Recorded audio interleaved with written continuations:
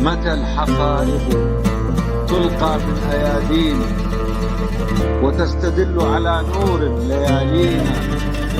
متى الوجوه تعانق من يعانقها ومن تبقى سليما من أهالينا؟ متى المصابيح تضحك في شوارعنا ونشهد العيد عيدا في أراضينا؟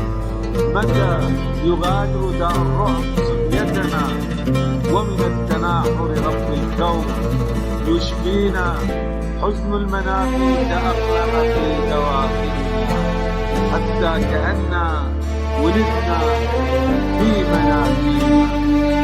هل الخيام بديل عن منازلنا؟ هل في العراق ذئاب الليل تحمينا؟ ليسوا من الدين من دفنوا مدارسه وشوهوا الحب والإنسان والدين.